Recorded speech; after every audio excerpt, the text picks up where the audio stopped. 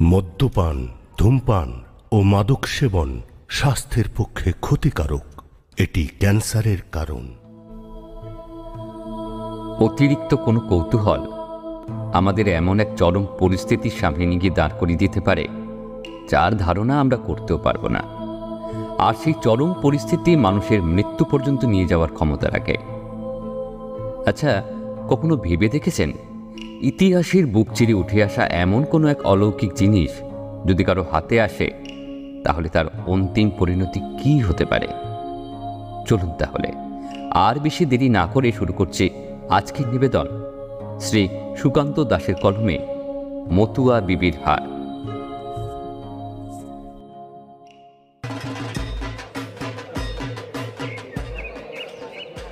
ঢাকের শব্দ অনেকক্ষণ থেকে ভেসে আসছে জানলা দিয়ে। ঘরের মধ্যে আয়নার সামনে বসে নিজের সাজের শেষ ছোঁয়াটা দিয়ে নিচ্ছিল অরিত্রিকা। আজ এই লাল পেড়ে সাদা রঙের শাড়িতে তাকে বেশ অপূর্ব লাগছে। নিজেকে দেখে বারবার নিজেই মুগ্ধ হয়ে যাচ্ছিল সে। যেন মনে হচ্ছিল স্বর্গ থেকে নেমে আসা এক অপ্সরা এসে দাঁড়িয়েছে আয়নার সামনে। অরিত্রিকা নেই, তার বদলে অন্য কেউ আর যেন তার মধ্যে নিজের সত্তাটুকু খুঁজে পাচ্ছে।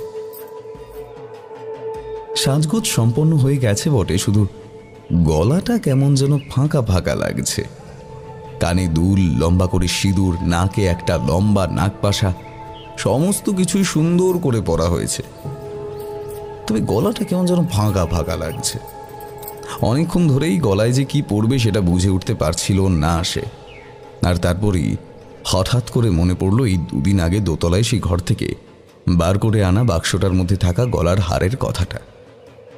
বাক্সের কথাটা অনেকদিন তো কাউকে বলেনি। কাউকে বললে যে কি হতো সেটা সে জানে না। তবে বাক্সের ভেতরে থাকা হার তার এতটাই পছন্দ হয়েছে যে সেটা আর অন্য কাউকে দেওয়ার কথা সে ভাবতেও পারে না। এমন সুন্দর ভারী একটা গলার হার কোনো মেয়ে মানুষের কাছে থাকা তার একটা অহংকারের ব্যাপার। হারটার তিনটে থাকে, তিনটে থাক।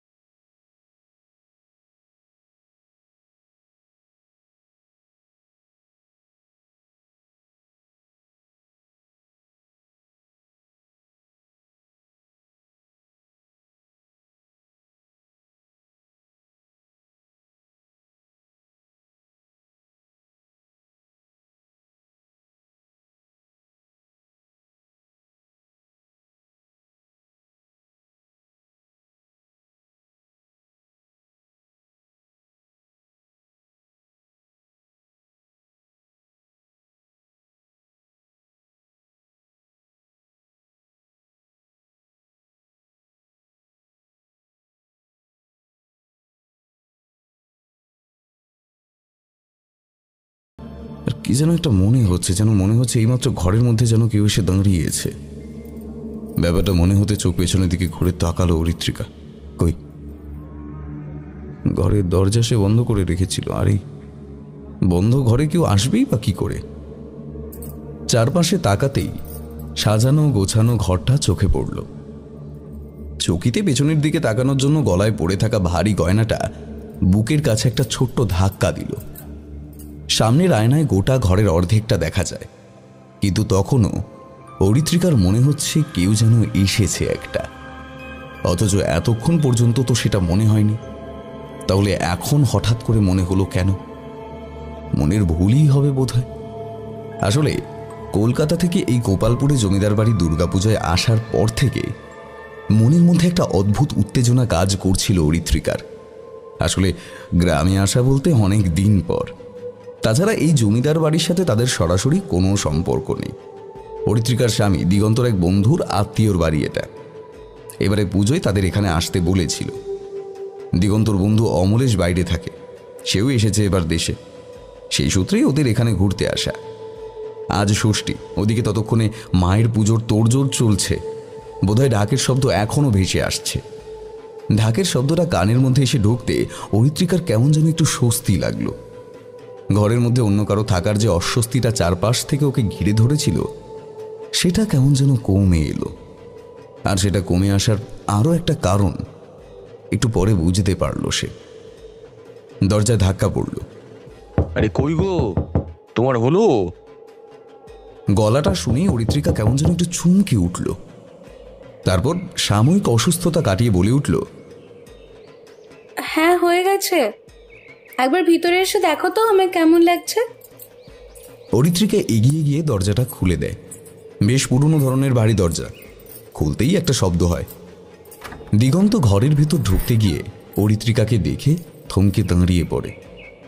তারপর একটা প্রশংসা মিশ্রিত গলায় বলে ওঠে, বাহ, এই মণ্ডপে তো ঠাকুর ছেড়ে সবাই তোমাকেই দেখবে দেখছি।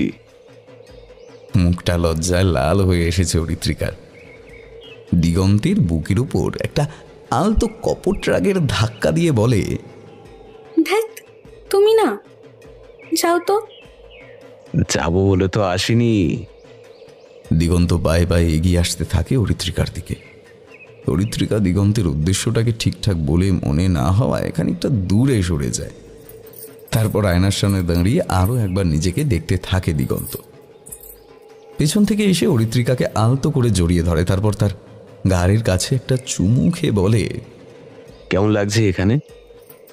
বেশ ভালো। এই গলার হারটা কেমন হয়েছে বলো তো? এটা আবার কবে কিনলে? কই, আমি তো এর আগে দেখিনি। অরিত্রিকা কিচ্ছু বলে না, মুচকি হাসে। তারপর দুজনে মিলে ঘর থেকে বেরিয়ে যায়। পুলিশ ইন্সপেক্টর মৃতদেহের সামনে দাঁড়িয়ে ঘরের চারপাশটা দেখে নেয় একবার। মৃতদেহটা বিছানার উপর শোয়ানো রয়েছে, গলার কাছে ভারী আঙুলের ছাপ। দেখেই বোঝা যায় গলা টিপে খুন করা হয়েছে। মৃতদেহের দুটো চোখ বাইরের দিকে বেরিয়ে এসেছে, মুখের একপাশ থেকে কালো রক্ত বেরিয়ে পড়েছে। বয়স্ক মানুষটা বোধহয় বিছানার উপর হেলান দিয়ে বসেছিল, আর সেই সময় অতটাই তার গলাটা চেপে ধরেছে। মৃতদেহ দেখতে দেখতে ইন্সপেক্টর একটু সন্দেহের গলায় প্রশ্ন করে, আরে দেবানন্দবাবুকে শেষবার কে দেখেছিল? শেষবার মনে হয় আমাদের সর্বক্ষণের কাজের লোক যামিনী দেখেছিল। সেই তো বাবাকে খাবার দিতে গিয়েছিল। বাবা হাঁটাচলা করতে পারতেন না, বিছানাতেই তার সমস্ত কিছু। ইন্সপেক্টরের কথায় যামিনী সামনে এসে দাঁড়ায়। তার দুটো চোখের কলবে কান্নার জল নেমেছে, এখনো ঠোঁট মাঝে মাঝে কাঁপছে। ইন্সপেক্টর তার দিকে তাকিয়ে বাহারি গলায় বলে, তুমি যামিনী, আর শেষবার যখন এই ঘরে এসেছিলে তুমি ঠিক কি দেখেছিলে? যামিনীর গলা রুদ্ধ হয়ে আসে। তার বড়বাবু মারা গেছেন, এই কথাটাই সে এখনো বিশ্বাস করে উঠতে পারছে না। কিন্তু সামনে পুলিশ দেখে তার সেই রুদ্ধ ভাবটা কেমন যেন এলোমেলো হয়ে যায়, কথা জড়িয়ে যেতে শুরু করে। যামিনী এলোমেলো ভাবেই বলে, নিচে যখন ঢাক বাজতেছিল তখন আমি বড়বাবুরে খাবার দিতে আসি। বড়বাবু নিজের হাতে খেতে পারতেন না, তো তাকে তো খাইয়ে দিতে হতো। খানিকটা খাইয়ে দেওয়ার পর সে আর খেতে চাইল না। তখন খাবারটা ওখানে টেবিলের ওপর ঢাকা দিয়ে রেখে আমি চলে যাই। বড়বাবু বিছানা নোংরা করে ফেলতো মাঝে মাঝে, সেটাও পরিষ্কার করতাম। কিন্তু আজ সকালে তেমন কিছুই করেনি। একদম সকালে আমি একবার তাকে ওখানে বলেই যামিনী ঘরের এক কোণের দিকে হাত দেখায়। সেদিকে তাকাতেই বোঝা যায় দেবানন্দবাবুর বাথরুম, পায়খানা সমস্ত কিছুর ব্যবস্থা এই ঘরেই রয়েছে। আচ্ছা, দেবানন্দ বাবু যে মারা গেছেন সেটা প্রথম কে দেখেছিল? আগে আমি দেখেছিলাম। বাবুর কিছু লাগবে কিনা দেখার জন্য আমি এ ঘরে এসেছিলাম। দরজা খুলে দিয়ে কি এই অবস্থা, আমি তো ভয়ে চিৎকার করে ফেলি। সবাই তো তখন নিচে পুজোর ওখানে। তারপর সেখানে গিয়ে খবর দিতেই ছোট বাবুরা সবাই ছুটে আসে। দেবানন্দবাবুর বড় ছেলে তন্ময় এগিয়ে আসে ইন্সপেক্টরের দিকে। তারপর বলে, পুজোর বাড়ি, বুঝতেই পারছেন স্যার, কে কখন ঘরে এসে ঢুকছে। কিন্তু বাবাকে কেউ মারতে যাবে কেন? আর তাছাড়া ঘর থেকে কোনো কিছু চুরিও তো যায়নি। ইন্সপেক্টর একটু সন্দেহের চোখে ঘরে উপস্থিত সবার দিকে তাকায়। দেবানন্দবাবুর ছোট ছেলে জয়ন্ত, বড় ছেলে তন্ময় ও তন্ময়ের স্ত্রী সাবিত্রী, কাজের লোক যামিনী, রান্নার লোক হরিদাস, এমনকি বাইরের দু একজন লোকও রয়েছে। তাদের একদম পিছনে দিগন্ত আর অরিত্রিকা দাঁড়িয়ে রয়েছে। তাদের দেখেই বোঝা যায় নতুন ইন্সপেক্টর বাবু তাদের দিকেই আঙুল তুলে বললেন, এরা কারা? ওরা আমার বন্ধু। শহরে পড়ার সময় একসাথে কলেজে পড়েছি। এবার যখন দেশে ফিরছিলাম তখন ওদেরকে ডেকে নিয়েছিলাম পুজোটা আমাদের এখানে একসাথে কাটানোর জন্য। কিন্তু এমন কিছু যে একটা হয়ে যাবে সেটা ভাবতে পারিনি। দেখেই বোঝা যাচ্ছে গলা টিপে খুন করা হয়েছে। তবুও মৃতদেহ পোস্টমর্টমের জন্য নিয়ে যেতে হবে। আপনারা কেউ এখান থেকে অন্য কোথাও যাবেন না, সবাই এখানেই থাকবেন। এমনকি গ্রামের যারা এ বাড়িতে ছিল তারাও যেন গ্রামেই থাকে, বাইরে কোথাও যেন না যায়। আরও কিছুক্ষণ তন্ময় আর জয়ন্তর সাথে কথা বলে ইন্সপেক্টর বাবু মৃতদেহ নিয়ে চলে যায়। পুলিশের গাড়িতে মৃতদেহ পাঠানো হয়। গোটা বাড়িতে পুজো উপলক্ষে যে একটা আনন্দের রেশ পড়েছিল তা কেমন যেন ম্লান হয়ে যেতে শুরু করে। পরিত্রিকা ঘরের দেওয়ালে টাঙানো একটা ছবির দিকে তাকায়। সেই ছবিতে এক মহিলা বেশ পরিপাটি সাজগোজ করে একটা চেয়ারে বসে আছেন। দেখেই বোঝা যায় ইনি হলেন দেবানন্দবাবুর স্ত্রী দময়ন্তী। পুজোর কাজ কিন্তু বন্ধ থাকে না। পুজো করার জন্য আলাদা পুরোহিত রয়েছে, এমনকি গ্রামের লোকজন রয়েছে, তারাই পুজো চালিয়ে যেতে থাকে। তবে গোটা বাড়ি কেমন যেন নিস্তব্ধ হয়ে থাকে। সন্ধ্যের দিকে সন্ধ্যা আরতি হচ্ছে। ঠিক তখন জয়ন্ত আর দিগন্ত বাড়ির ঠাকুর দালানের একপাশে চেয়ারে বসে বসে নিজেদের মধ্যেই কি একটা আলোচনা করছিল। দিগন্ত বলে ওঠে, দেখো, কাকুকে কেউ খুন করতে পারে বলে সে কথা তো আমার মনে হয় না। আর যদি চুরি করার জন্য কেউ খুন করতো তাহলে ও ঘরে তো টাকা পয়সা, সোনা দানা সবকিছুই রেখে গেছে, সেগুলো তো কিছুই বার করে নেয়নি। তাহলে অকারণে একটা মানুষকে কেউ খুন করতে যাবেই বা কেন? কি করে বলি বলো, আমি তো আর এখানে থাকি না। আমি প্রায় বছর দুয়েক দেশের বাইরে। তার মধ্যে কি হয়েছে তা তো আমার জানা নেই। আচ্ছা, কাকু উইলপত্র কিছু দিয়ে গেছিলেন, মানে এই তোদের এই বাড়ি ঘরদোর সম্পত্তি বা এই সমস্ত কিছু নিয়ে? মা মারা যাওয়ার পরে বাবা উইল করে গিয়েছিলেন।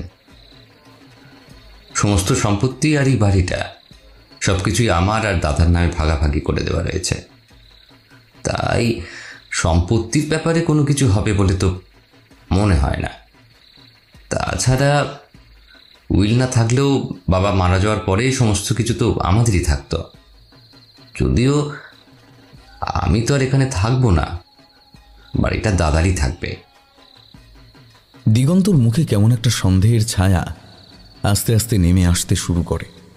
একসময় সে বলে, না হওয়ার কিছুই নেই, কিন্তু আসল যে কথাটা সেটা হলো বাবার তো এমনিতেই বয়স হয়েছিল। তাছাড়া বাবা হাঁটা চলা করতে পারতেন না, কতদিনই বার বেঁচে থাকতেন তিনি। এমন একটা মানুষকে প্রতিশোধ নেওয়ার জন্য কেউ খুন করতে যাবেই বা কেন?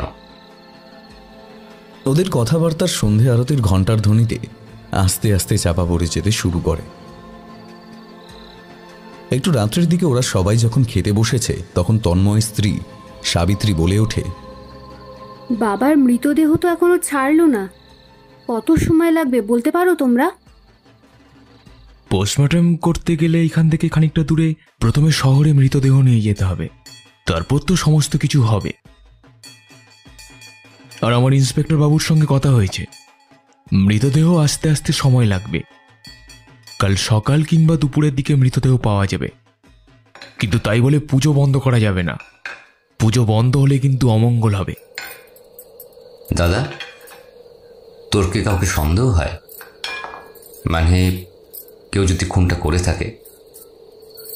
তন্ময় উদাস দৃষ্টিতে তাকিয়ে থাকে জয়ন্তর দিকে, তারপর বলে, বাড়ির কাজের লোক যারা রয়েছে তারা তো অনেক পুরনো, তুই জানিস, আমরা ছোটবেলা থেকেই দেখে আসছি। একমাত্র যামিনী সে অর্থে প্রায় 10 বছর মতো আমাদের বাড়িতে রয়েছে। আর তাছাড়া বাবাকে খুন করে ওরা পাবেটাই বাকি, চুরি তো কিছুই হয়নি। জয়ন্ত আর কোনো কথা বলে না। সবার মনের মধ্যে একটা কথাই ঘুরে ফিরে বেড়াতে থাকে, যে খুনটা কে করল। আর দেবানন্দবাবুর মতন এমন একজন অসমর্থ হাঁটতে চলতে না পারা জীবনের শেষ দিন গুনতে থাকা মানুষকে খুন করে কারোর কি লাভ? পরিত্রিকাদের থাকতে দেওয়া হয়েছে দোতলার ঘরে। দোতলায় আর কেউ থাকে না। একতলার একটা ঘরে থাকে তন্ময়, আর তার স্ত্রী 3 তলার ঘরে থাকে। জয়ন্ত, চাকর বাকর সবাই একতলার ঘরেই থাকে। আসলে 3 তলার ঘরে জয়ন্তের স্টুডিও রয়েছে। সে ভালো ছবি আঁকতে জানে। বিদেশে তার পড়াশোনা, কাজকর্ম সমস্ত কিছুই ছবি আঁকাকে ঘিরে, তাই সে একটু নিরিবিলিতে থাকাই পছন্দ করে। দোতলার উত্তরের এই ঘরটা পছন্দ হয়েছিল অরিত্রিকার, তাই এই ঘরটাই সামান্য সাজিয়ে গুছিয়ে দেওয়া হয়েছে, যদিও ঘর সাজানোই ছিল। দোতলার ব্যালকনির কাছে দাঁড়িয়ে ঠাকুর রাখা দালান মণ্ডপের দিকে তাকিয়ে দেখছিল অরিত্রিকা। মায়ের মূর্তি ইতিমধ্যেই বসানো হয়েছে। ডাক বাজানোর একজন লোক একপাশে নিজের মতন চুপ করে বসে রয়েছে। খানিকটা রাত হয়ে আসে, এদিকে ওদিকে লোকজন আর কেউ নেই। সেদিকে তাকিয়ে থাকতে থাকতে একটা ঠান্ডা হাওয়া মাঝে মাঝেই এসে ধাক্কা দিয়েছিল ওর দিকে। তার মুখে সামনের দিকে সোজা তাকাতেই ফাঁকা মাঠ চোখে পড়ল। একটু পরেই পেছনের দিকে ঘাড়ের কাছে শান্ত গলায় একটা কণ্ঠস্বর শুনতে পেল অরিত্রিকা। মন খারাপ হয়েছে? পেছনের দিকে না তাকিয়ে বুঝতে পারে দিগন্ত কখন যেন পেছনে এসে দাঁড়িয়েছে। অরিত্রিকা একটু থেমে বলে, ঠিক মন খারাপ নয়, তবে এমন একটা মানুষকে দিনের বেলা কেউ খুন করে গেল, ব্যাপারটা যেন ঠিক মেনে নিতে পারছি না গো। আমি নিচে যাওয়ার আগে দেখে গেলাম জানলা দিয়ে ভদ্রলোক বিছানার উপর চোখ বন্ধ করে বসে রয়েছেন, আর তার মাত্র কিছুক্ষণ পরে এসব হয়ে গেল। আমিও সেটাই ভাবছি। আচ্ছা, তোমার ওই গলার হারটা কোথায় গো? আলমারিতে রয়েছে। কেন বলো তো? ওই গলার হারটা কিন্তু বেশ সুন্দর, বেশ একটা পুরনো পুরনো ছাপ রয়েছে হারটার মধ্যে। দেখে মনে হয় যেন কোনো রাজরাজাদের সম্পত্তি। তবে এটা তুমি পেলে কোথার থেকে? পরিত্রিকার গয়নাটার ব্যাপারে এখন বলতে ইচ্ছে করছিল না। সে সামনের দিকে চুপ করে তাকিয়ে দাঁড়িয়েছিল। দিগন্ত জোর করল না। এমন একটা ঘটনা ঘটে গেছে এর মধ্যে, মনটা একটু খারাপ থাকাই স্বাভাবিক। তাই এ কথা ও কথা বলে অরিত্রিকার মনটা শান্ত করার চেষ্টা করতে লাগলো সে। সপ্তমীর সকাল। মৃতদেহ চলে এসেছে। বাড়ির অনেকেই মিলে গ্রামের শ্মশানে মৃতদেহ পুড়িয়ে দেওয়ার জন্য গিয়েছে। সকলেই গিয়েছে। বাড়িতে রয়ে গেছে সাবিত্রী, অরিত্রিকা আর কয়েকজন কাজের লোক। গ্রামের মানুষরাই পুজোর আয়োজনের ভার নিজেদের হাতে তুলে নিয়েছে। পুজো আচ্ছা চলছে। অরিত্রিকার কিছুই ভালো লাগছিল না। সে নিজের ঘরেই চুপ করে বসেছিল। একটু পরেই যামিনী এসে ঘরে ঢুকলো, বলল, দিদিমণি, আপনি নিচে যাবেন না? না রে, ভালো লাগছে না। এই শোন, আমরা যে সেদিন ওই 3 তলার চিলেকোঠার ঘরে ঢুকেছিলাম, সে কথাটা তুই কাউকে বলিসনি তো? যামিনীর মুখে একটা হাসি খেলে যায়। সে আরেকটু সামনে এসে চাপা স্বরে বলে, না দিদিমণি, কিন্তু ওই বাক্সটার মধ্যে কি ছিল দিদিমণি? আপনি তো আমায় কিছুই বললেন না। তেমন কিছুই না, কিছু পুরনো কাগজপত্র ছিল, ওটা আমি আবার রেখে এসেছি। ভালোই করেছেন, ওসব পুরনো জিনিস কি না কি থাকে। আপনি কিন্তু দিদিমণি খুব ডান পিটে, হ্যাঁ, বেশ আমাদের গ্রামের মেয়েদের মতো।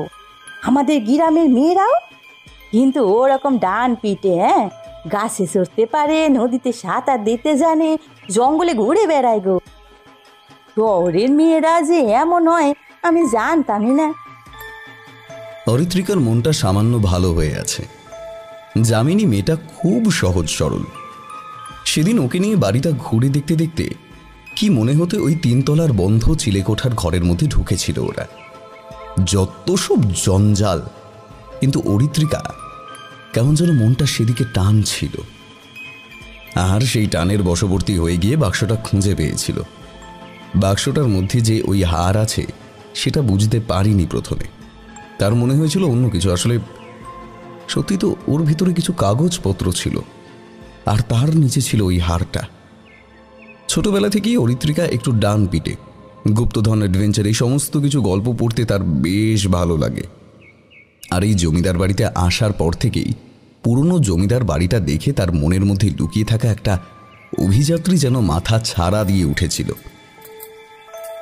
আর ওই বাক্সের মধ্যে কাগজপত্র দেখে সে মনে করেছিল নিশ্চয়ই কোনো গুপ্তধনের চিঠি কিংবা নকশা থাকতে পারে।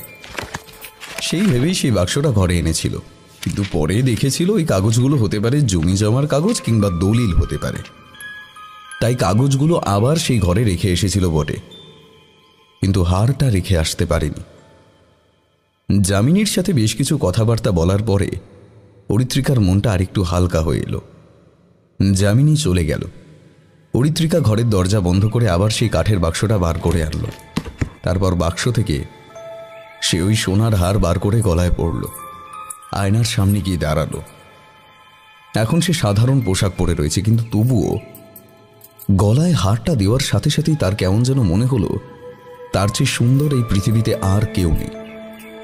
শুধুমাত্র ওই সোনার পাথর বসানো হারটা কেমন যেন তার সৌন্দর্য এক লাফে খানিকটা বাড়িয়ে দিয়েছে। আয়নার দিকে তাকিয়ে এমনভাবে দেখে চলেছে নিজেকে। এমন সময় ওই দিনের আলোতে অরিত্রিকা বুঝতে পারল ঘরের মধ্যে আলোটা কেমন যেন আস্তে আস্তে আগের দিনের মতো কমে আসছে। আর এবার এসে তার পেছনে স্পষ্টভাবে দেখতে পেল কেউ একজন দাঁড়িয়ে রয়েছে। যে দাঁড়িয়ে রয়েছে তার পরনের কাপড় বেশ জাঁকজমকপূর্ণ। একটা পোশাক ঠিক যেমন আগেকার দিনের রাজা রাজাদের মহলে দাস দাসীদের পরনের পোশাক থাকত, ঠিক তেমনই একটা উজ্জ্বল পোশাক। তার মুখটাও কেমন যেন সেকেলে ধরনের। মাথার লম্বা চুল গিয়ে পড়েছে ইট পর্যন্ত। তবে তবে তার মতো সুন্দর মেয়ে মানুষ অরিত্রিকা এর আগে কখনো দেখেনি।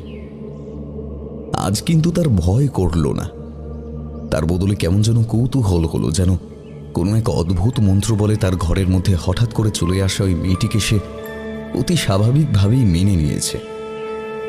মেয়েটির মুখে একটা নির্মল হাসি। সেভাবেই সে হাসতে হাসতে এগিয়ে এসে অরিত্রিকার গলার কাছে সেই হারের শেষের প্রান্তটা চেপে ধরল। তারপর যেন হাতটা ঠিকভাবে পরিয়ে দিচ্ছে এমনভাবে হাতটা একটু নেড়ে দিল। অরিত্রিকা ঠিক কাঁধের কাছ থেকে সেই মেয়েটির মুখটা সামনের দিকে এগিয়ে দিল, যেন অরিত্রিকার খুব পরিচিত কেউ একজন তার কাঁধের উপর নিজের মুখ রেখে অরিত্রিকার সাথে কথা বলে চলেছে নিজের মতো। অরিত্রিকা গোটা ব্যাপারটায় অবাক হতে পারছিল না। কোনো একটা অদ্ভুত কারণে কি যেন একটা অদ্ভুত ভয় তাকে বেঁধে ফেলেছে তার মনে হচ্ছিল। এটাই যেন স্বাভাবিক, এটাই যেন সঠিক। এই মেয়েটি না এলে যেন অনেক কিছুই হতো না। এমন একটা অদ্ভুতভাবেই দিনের বেলা তার মধ্যে কাজ করতে লাগলো। একভাবে আয়নার দিকে তাকিয়ে নিজেকে এবং তার কাঁধের কাছে মাথা রাখা সেই মেয়েটির মুখটাকে দেখতে লাগলো সে। কিন্তু বেশ খানিকক্ষণ পরই তার ঘোর কেটে গেল। দরজার উপর একটা ধাক্কা, আর তার সাথে দিগন্তের গলা। অরি, অরি, এই দরজা খুলো। তাড়াতাড়ি সেই হারটা গলা থেকে খুলে ফেলে কাঠের বাক্সে ভরতে যাবে, কি যেন মনে হতে গলার হারটাকে পরনে পড়ে থাকা শাড়ির ভেতরে ঢুকিয়ে রাখল। তারপর বাক্সটা আলমারিতে তুলে দিয়ে দরজা খুলে হেসে দিগন্তকে ভেতরে ঢুকতে বলল।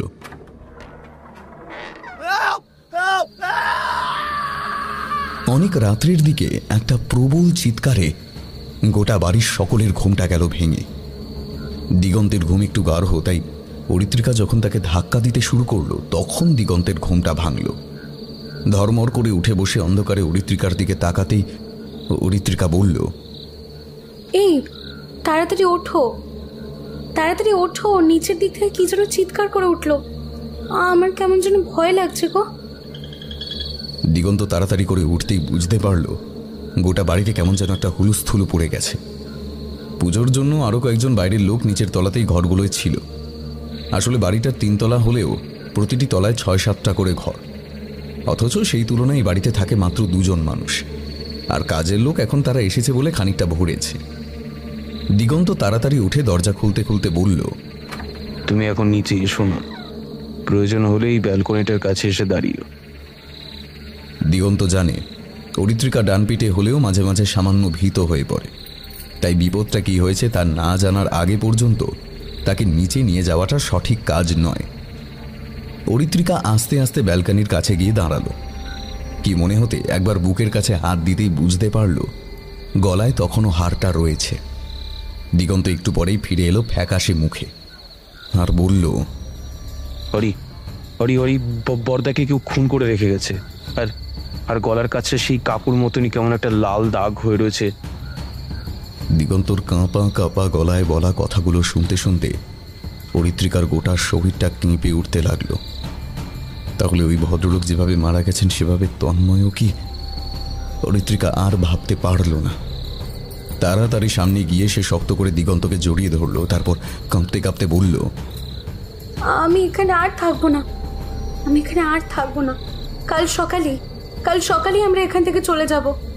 আমার ভীষণ ভয় করছে, আমার ভীষণ ভয় করছে। কথা বলতে বলতে অরিত্রিকা এবার সত্যিই কিন্তু কেঁদে ফেলল। পরপর 2টো মানুষ একটা বাড়িতে খুন হলেও যথেষ্ট ভয় পাওয়ার মতো এই ঘটনায় গোটা রাত বাড়িতে সকলে জেগে রইল।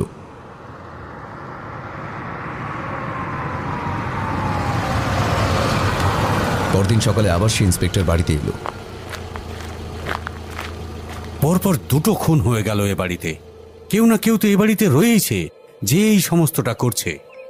আপনারা এতগুলো মানুষ রয়েছেন, তবুও কিছুই করতে পারছেন না। দেখুন ইন্সপেক্টর বাবু, আমরা তো কিছুই বুঝতে পারিনি। বাবাও মারা যাওয়ার পরে আমরা একটু সতর্ক হয়েছিলাম বটে, কিন্তু কাল রাতে যে দাদাও ভাবে মারা যাবে সেটা আমরা বুঝবো কি করে বলুন? আর দাদাও বা এত রাতে বাইরে বেরিয়েছিল কেন সেটাই তো বুঝতে পারছি না। ওর ঘুম আসছিল না।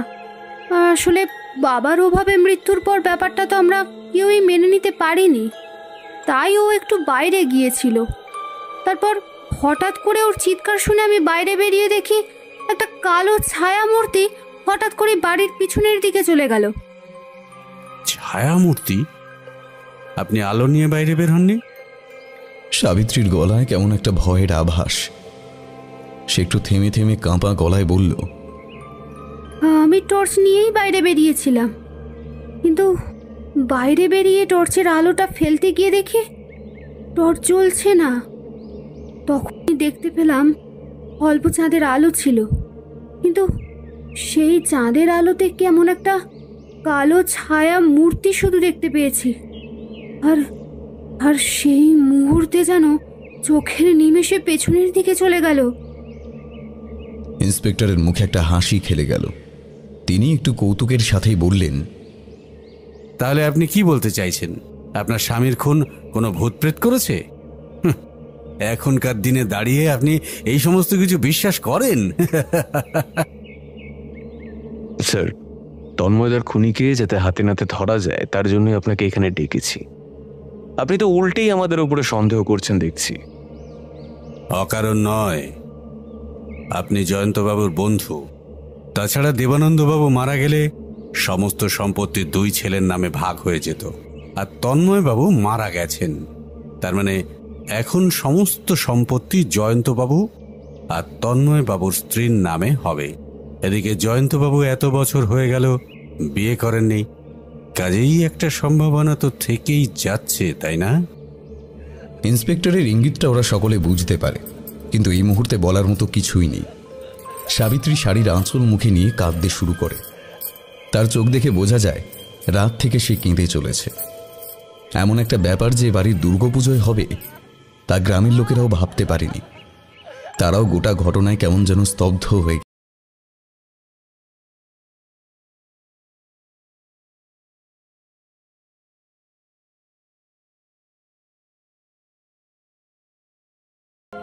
বাড়িতে যাই হয়ে যাক না কেন পুজো বন্ধ রাখা যাবে না। দেখতে দেখতে সেদিনটা গেল কেটে, কিন্তু ইন্সপেক্টর বাবুর কেমন যেন সন্দেহ রইল একটা। এরপর যদি আর একটা খুন হয় তাহলে সেটা কার হবে? সাবিত্রীর। সাবিত্রী যদি খুন হয় তাহলে গোটা সম্পত্তি চলে আসবে জয়ন্তবাবুর নামে, এমনটাই আন্দাজ করা যাচ্ছে। আর সেই আন্দাজ করে ইন্সপেক্টর বাবু একটা কাজ করলেন। জমিদার বাড়ির উপর পাহারা বসালেন সাদা পোশাকের পুলিশ। তাদের সাজ পোশাক এমনই রইল যে গ্রামের লোকেদের চেয়ে তাদের আলাদা করা যায় না। তাদের কাজ রইল সাবিত্রীর উপরে নজর রাখা, এমনকি বাকিদের উপরেও নজরে রাখা। পরদিন সকালে অরিত্রিকা বাড়ি ফিরে যাওয়ার জন্য জেদ করতে লাগলো, কিন্তু তাকে দিগন্ত বোঝাতে লাগলো এই সময় এখান থেকে চলে যাওয়া যাবে না, তাহলে পুলিশের সন্দেহ তাদের উপরেই পড়বে। তাই বাধ্য হয়ে ওরা থেকে গেল। অরিত্রিকা কিন্তু নিজের ঘরেই রইল। দিগন্ত জয়ন্তর সাথে সমস্ত কিছু সামলাতে লাগলো। সাবিত্রীও কেমন যেন পাথরের মতো হয়ে গেছে। হরিদাস আর যামিনী মিলে পুজোর সমস্ত কাজকর্ম দেখাশোনা করতে লাগলো। বাড়ির যে কাজের লোক ছিল তারাও পুজোর দায়িত্ব গ্রামবাসীদের সাথে যেন নিজের কাঁধে তুলে নিল।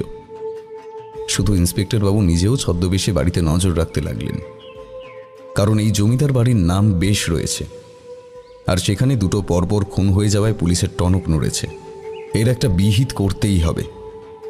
ইন্সপেক্টর বাবু দেখলেন জয়ন্ত আর দিগন্ত বাড়ির বাইরে বেশিরভাগ সময় রয়েছে, বাড়ির ভেতরে সাবিত্রী আর অরিত্রিকা একা।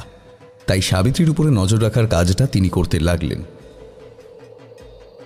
অষ্টমীর বিকেল একটু পরেই অষ্টমীর মহাসন্ধি পুজো শুরু হবে।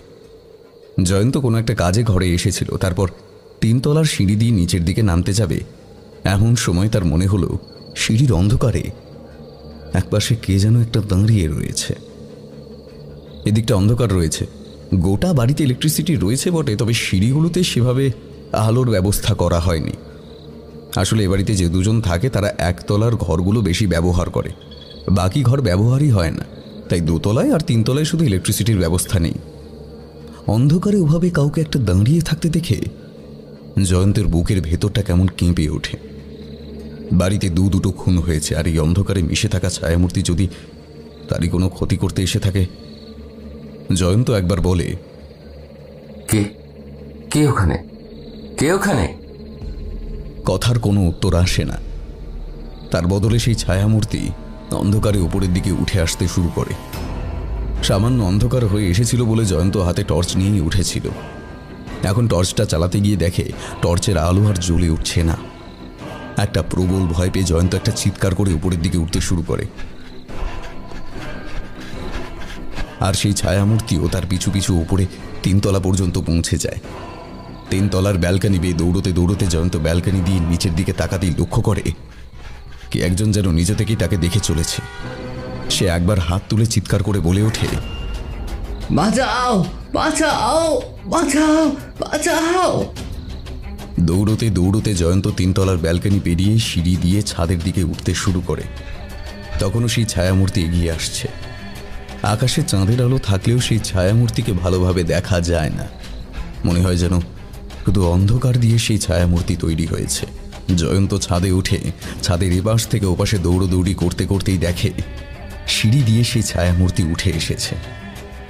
এবার সেই ছায়ামূর্তির দিক থেকে একটা কণ্ঠস্বর ভেসে আসে, আমি মতুয়া, আমি আবার ফিরে এসেছি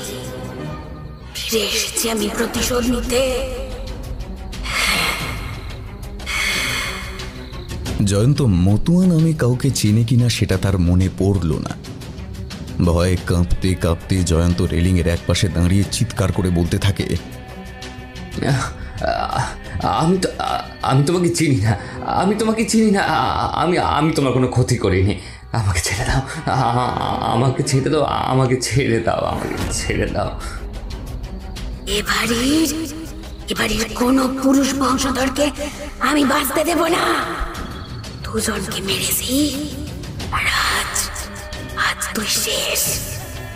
তোকে মারলে আমার শান্তি হবে।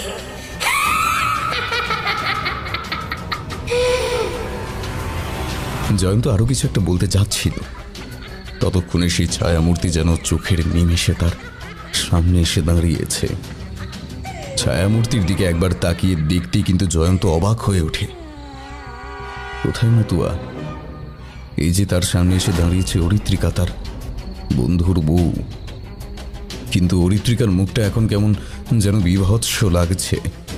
তার দুটো উজ্জ্বল চোখের দৃষ্টি বুকের ভেতর পর্যন্ত পৌঁছে যায় যেন। তার মুখে একটা অদ্ভুত হাসি, আর তার গলায় তার গলায় ওটা কি? ওটা তো সেই হার না যেটা তার মা বলেছিল অভিশপ্ত, তাই সেই হারটা ফেলে দেওয়া হয়েছিল। কিন্তু এই হার অরিত্রিকার গলায় কোথা থেকে এলো? অরিত্রিকা, তুমি আমি চিনতে পারছো না? তুমি সব পাগলের মতো কি বলছো? আমি মতুয়া, ওকে আর ডেকে লাভ নেই। এই হার যখন থেকে পড়েছে তখন থেকে আমি ওর মধ্যে। মতুয়ার কথা শেষ হলো না, তার আগেই তার মাথায় একটা কিসের আঘাত করতে সে এক ধাক্কায় পড়ে গেল ছাদের উপরে। জয়ন্ত ভয়ানক চোখে সামনের দিকে তাকিয়ে দেখে একজন গ্রাম্য লোক উঠে এসেছে ছাদে। সেই গ্রাম্য লোকের মাথায় একটা গামছা বাঁধা। সেই গামছাটা একটানে খুলতে খুলতে সে বলল, ভয় পাবেন না, ভয় পাবেন না জয়ন্ত বাবু, আমি ইন্সপেক্টর সুবল। কথাটা বলতে বলতেই ওরা দেখতে পেল সেই ছায়ামূর্তি আবার উঠে দাঁড়িয়েছে ততক্ষণে। এদিকে সিঁড়ি দিয়ে উঠে এসেছে দিগন্ত, সাবিত্রী, হরিদাস, যামিনী, এমনকি আরো কয়েকজন। সবার চোখের সামনে ওরা দেখতে পেল অরিত্রিকা তখনও একটা ক্রুদ্ধ হাসি হাসতে হাসতে এগিয়ে যাচ্ছে জয়ন্তর দিকে, আর বলছে, কেউ বাঁচাতে পারবে না তোকে, কেউ বাঁচাতে পারবে না। কথাটা বলতে বলতে অরিত্রিকা দুটো হাত তুলে সামনের দিকে এগিয়ে যাচ্ছে দেখে ইন্সপেক্টর বাবু চিৎকার করে বলে উঠল, আপনারা এখানে দাঁড়িয়ে আছেন কেন? হ্যাঁ, আসুন আসুন, ওকে চেপে ধরুন, ও পাগল হয়ে গেছে। চকিতে সবাই মিলে ছুটে এসে অরিত্রিকাকে চেপে ধরল। যার গলা থেকে অন্য একটা কণ্ঠস্বর বেরিয়ে আসে, তার গায়ে এখন অমানসিক জোর। প্রাণপণে 7-8 জন মিলে তাকে চেপে ধরে রাখতে চেষ্টা করল। দিগন্ত অরিত্রিকাকে চেপে ধরেছিল। দিগন্ত বলে উঠল, অরি, অরি তুমি আমায় দেখো, দেখো আমায়, আমি দিগন্ত। অরি, অরি। অরিত্রিকা তার দিকে ফিরেও তাকালো না। ততক্ষণে যামিনী বুদ্ধি করে একটা দড়ি নিয়ে এসেছে। সেই দড়ি দিয়ে তার হাত পা বাঁধতে বাঁধতে জয়ন্ত বলে উঠল, ওর গলা থেকে হাড়টা খুলে ফেলো শিগগিরই। ওই হাড়টাই সমস্ত নষ্টের মূল, ওই হাড়টাই। ইন্সপেক্টর বাবু তাড়াতাড়ি এগিয়ে গিয়ে অরিত্রিকার গলা থেকে হাড়টা এক টানে ছিঁড়ে ফেলতে গেলেন, কিন্তু সেটা ছেঁড়া গেল না। অরিত্রিকা মুখ হাঁ করে ইন্সপেক্টর বাবুর হাত কামড়ে দিল।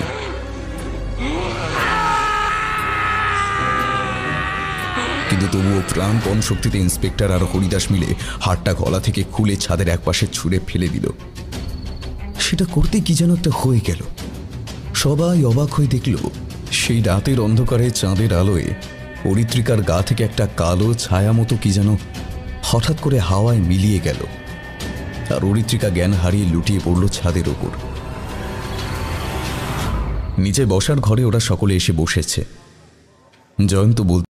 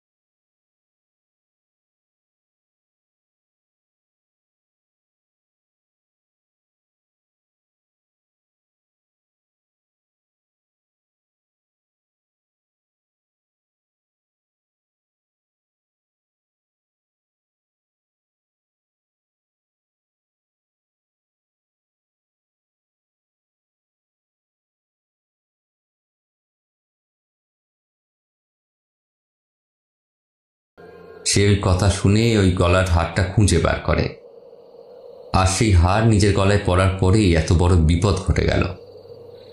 পরিত্রিকার জ্ঞান ফিরে এসেছিল। সে চুপ করে বসে সমস্ত কিছু শুনছিল। পরিত্রিকা কিছুক্ষণ পর থেমে থেমে বলল, আমি ওই 3 তলার ঘরে এমনি গিয়েছিলাম। আসলে জমিদার বাড়ি শুনলেই আমার গুপ্তধনের কথাটা মনে পড়ে যায়, তাই খুঁজে দেখছিলাম। কিন্তু ওই বাক্সটা যখন আমি এই ঘরে নিয়ে এসেছিলাম, প্রথমে ওর মধ্যে শুধু কাগজপত্রই দেখতে পেয়েছিলাম। ওই হার যে কখন বাক্সের মধ্যে এলো তা আমি বুঝতেও পারিনি। পরিত্রিকা দিগন্তর একপাশে বসেছিল। তার একটু ক্লান্ত লাগছিল বলে মাথাটা দিগন্তর কাঁধে এলিয়ে দেয়। ইন্সপেক্টর বাবু সমস্ত কথা শুনতে থাকে। তারপর বলে, দেখুন, এখন যে কারণেই হোক না কেন আরাত্রিকার হাতেই খুনটা হয়েছে, তাই ওকে আমাদের গ্রেপ্তার করতেই হবে। আইন এই সমস্ত ভুতুড়ে কথা বিশ্বাস করবে না, তাই আমি নিরুপায়। যদিও এই জমিদার বাড়ির ইতিহাসের কথা আমি কিছুটা জানি, কিন্তু আমার কিছু করার নেই। বুঝতে পারছেন দিগন্তবাবু? দিগন্ত সমস্ত কিছুই বুঝতে পারে। এদিকে অরিত্রিকাও কেমন যেন সমস্ত কিছু বুঝতে পেরে ভয় নেতিয়ে পড়ে। দিগন্ত তার গালে একটা হাত রেখে বলে, অরি, অরি তুমি কিছু চিন্তা করো না। অরি, অরি মনে রেখো, তুমি একজনের স্ত্রী। তোমায় কিভাবে বের করে আনতে হয় সেটা আমার ভালোভাবে জানা আছে। এই মুহূর্তে আমাদের হাতে কিছু নেই, কিন্তু তোমায় খুব একটা অপেক্ষা করতে হবে না। আমি আমি আমি আমি তোমায় ঠিক ফিরিয়ে আনবই অরি। অরিত্রিকা দিগন্তর মুখের দিকে একভাবে তাকিয়ে থাকে কিছুক্ষণ।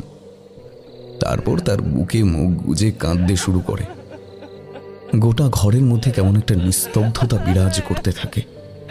ঠিক তখনই যামিনী দরজার কাছে এসে বলে, দাদা বাবু, দাদা বাবু, ওই ছাদের এক পাশে ওই হারটা তো তখন ছুঁড়ে ফেলে দিয়েছিলেন ইন্সপেক্টর বাবু, কিন্তু এখন আর সেটা সেখানে নেই। এই কথায় সবাই কেমন অবাক হয়ে হা করে তাকিয়ে থাকে যামিনীর দিকে। ইন্সপেক্টর বাবু তখনই ছাদে ছুটতে শুরু করে হারটা খোঁজার জন্য। সবার অবাক মুখের মধ্যেও একটা মুখ কিন্তু হেসে চলেছিল। তবে তার হাসিটা কেউ দেখতে পাচ্ছিল না, কারণ তার দু চোখ বেয়ে নেমে আসছিল কান্নার নোনা জল। সে জানে সে আবার ফিরে আসবে, আবার ফিরে আসবে তার অসম্পূর্ণ কাজ সম্পূর্ণ করার জন্য।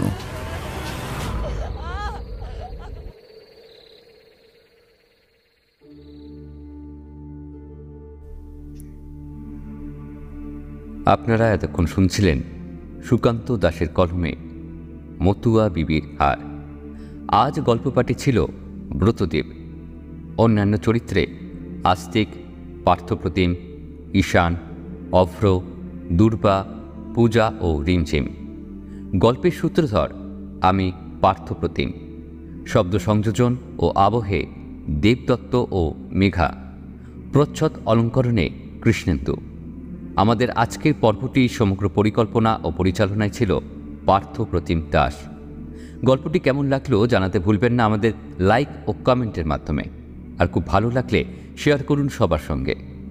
আরও ভিন্ন স্বাদের গল্প শুনতে সাবস্ক্রাইব করুন আমাদের ইউটিউব চ্যানেলটি। তবে আজ আসি, আবার অন্য কোনো দিন এক নতুন গল্প নিয়ে হাজির হব আপনাদের কাছে। ততদিন ভালো থাকুন, সুস্থ থাকুন আর শুনতে থাকুন রহস্যের অন্ধকারে। ধন্যবাদ। শুভরাত্রি।